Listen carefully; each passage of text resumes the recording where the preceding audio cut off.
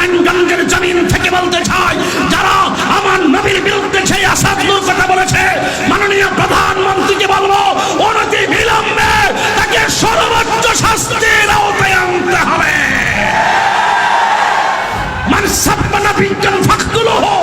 যারা প্রকাশ্যে আমার নবীর বিরুদ্ধে কথা বলে তাদের দাঁত উপড়ে ফেলে দিতে হবে। আমার যুবক ভাইরা, আল্লাহ নবীর জবান থেকে ওয়াদা করতে হবে, এই আসাদ নূর যেখানে থাকুক না কেন তাকে ধরে বাংলাদেশে এনে বাইতুল মুকাররমের সামনে প্রকাশ্যে ফাঁসি দিতে হবে।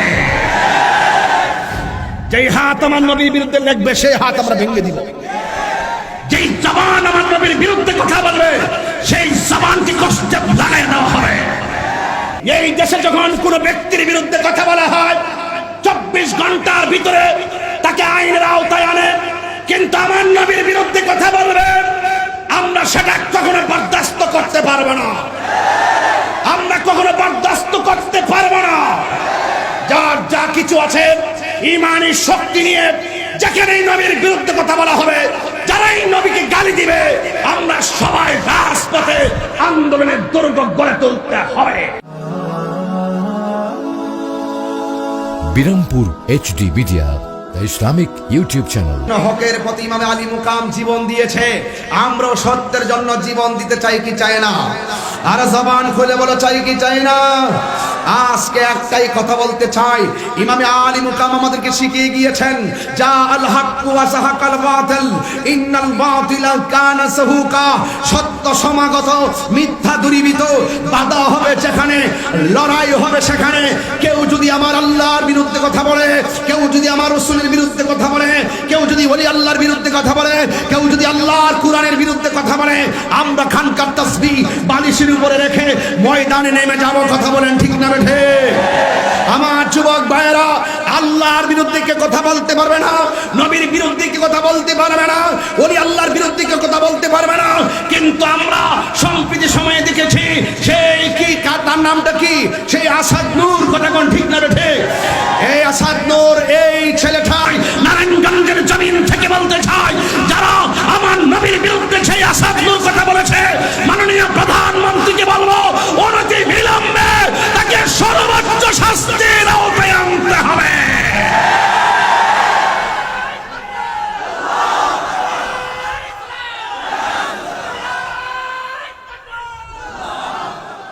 এই মুসলমান খানকায় বসে থাকলে চলবে না। এই মুসলমান গমন্তরীদেরকে জাগ্রত করতে হবে। আজকে আমি দায়িত্বহীন কণ্ঠ খুঁজে বলতে চাই, যেই ব্যক্তি আল্লাহর বিরুদ্ধে কথা বলে, যেই ব্যক্তি আমার নবীর বিরুদ্ধে কথা বলে, যেই ব্যক্তি আমাদের আয়েশার বিরুদ্ধে কথা বলে, যেই ব্যক্তি আল্লাহর কালামের বিরুদ্ধে কথা বলে, সে তার ব্যাপারে কিন্তু নীরব থাকলে চলবে না। এই সমস্ত কুলাঙ্গার নাস্তিকদের দাঁত ভেঙে দিতে হবে। যারা প্রকাশ্যে আমার নবীর বিরুদ্ধে কথা বলে তাদের দাঁত উপড়ে ফেলে দিতে হবে।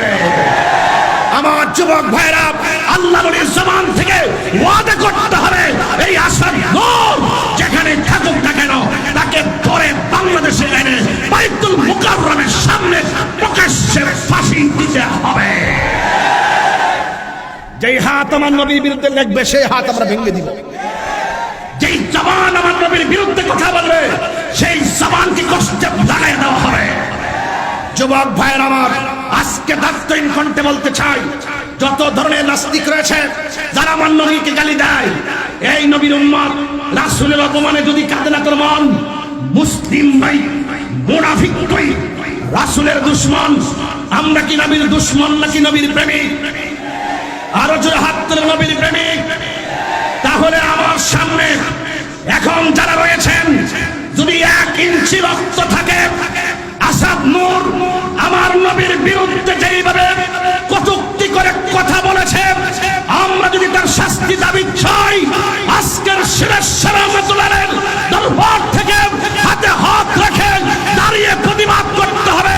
আসাদ নূরের ফাঁসি চাই কি চাই না? আমার জীবন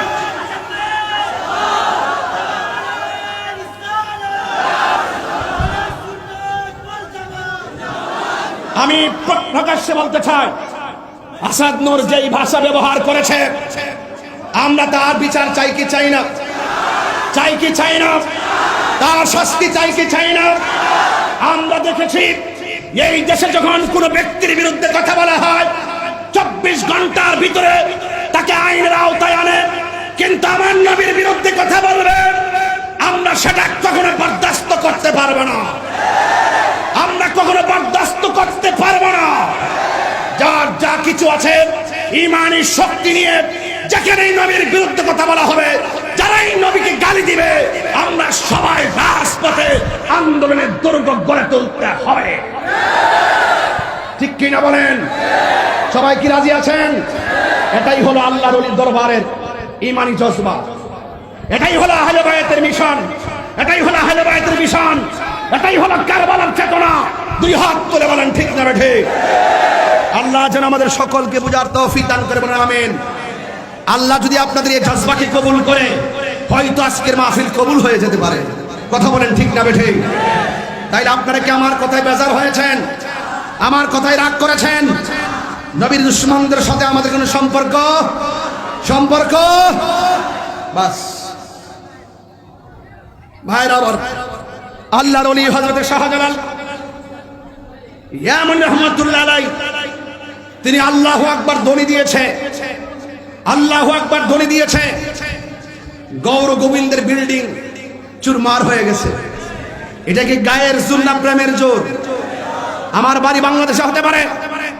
যখন দেখেছি সুইডেনে কোরআনের মধ্যে আগুন লাগিয়েছে, আমি বাংলার জমিন থেকে প্রতিবাদ করেছি। যখন দেখেছি ফ্রান্সে নবীর বিরুদ্ধে ব্যঙ্গচিত্র এঁকেছে, বাইতুল মুকাররম দাঁড়িয়ে আমি দায়িত্বহীন কণ্ঠে ওই সরকারের, ওই ফ্রান্সের কুলাঙ্গারের বিরুদ্ধে কথা বলেছি। আর এটা আমার বাংলাদেশের চুনুপুটি, হয়তো বাহিরে আছে মনে হয়। আমি ওই আসাদ নূরের বাড়ির মানুষদেরকে ধন্যবাদ জানাই, এলাকাবাসীর ধন্যবাদ জানাই। আমরা কালকে দেখলাম বিবৃতিতে আসাদ নূরের এলাকার ওই ব্লগার নাস্তিকের এলাকার সকল মানুষ তার বিরুদ্ধে অবস্থান নিয়েছে। আমরা তার এলাকাবাসীকে ধন্যবাদ জানাই, কারণ নবীর দুশমন যারা, তাদের কোথায় সম্মান হবে না। আসাদ নূরকে বলবো, বহুত করেছো, কত টাকা খেয়ে কি করতেছো? তুমি আল্লাহর বিরুদ্ধে কথা বলো, তুমি ভুলে গেছো তোমার বাবার স্রষ্টা সেই মালিক, তুমি ভুলে গেছো তোমার মায়ের স্রষ্টা সেই মালিক, তুমি ভুলে গিয়েছো সেই মালিক তোমাকে বানিয়েছে। তুমি যত যুক্তি দাঁড় করাও না কেন, একদিন তোমাকে মরতে হবে, মৃত্যুর হাত থেকে তুমি পলাইতে পারবে না। কথা বলেন ঠিক না ঠিক? এই জন্য এই সমস্ত চক্রে আপনারা পা দিবেন না, আপনারা পা দিবেন না। ঈমান পরীক্ষা চলতেছে, একমাত্র পাঞ্জাতন মুক্তির পথ, একমাত্র আহলে বাইতের মহব্বত নাজাতের তরি, নাজাতের তরি, নাইলে সব বাদ। রাসূল বলছেন, আমি তোমাদের কাছে দুইটা জিনিস রেখে যাচ্ছি, একটা হলো আল্লাহর কোরআন, আর একটা হলো আমার আহলে বাইত। জোরে কন্যা সুবহানাল্লাহ। এই দুইটাকে যদি ধরে রাখতে পারো, জীবনে কোনোদিন গুমরাহ হবে না, জীবনে কোনোদিন পথভ্রষ্ট হবে না। তাইলে আমরা সে আহলে বাইতকে ভালোবাসতে চাই কি চাই না? আরো জোরে বলো, চাই কি চাই না?